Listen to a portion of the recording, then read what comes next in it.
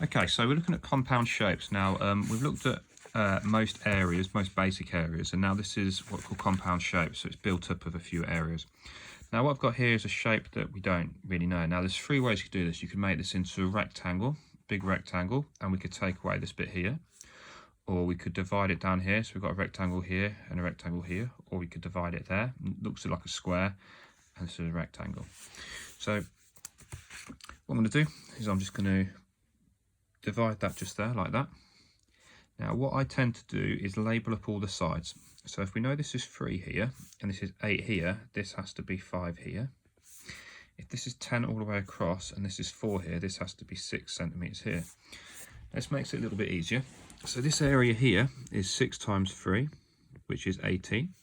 This one here is 8 times 4, which is 32. So altogether 32 plus 18 is 50 centimeters squared. Next one is quite a common shape. This is a T shape.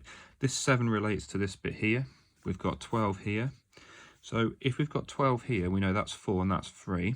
That's 7 altogether, and therefore this has to be 5, so that we get 12.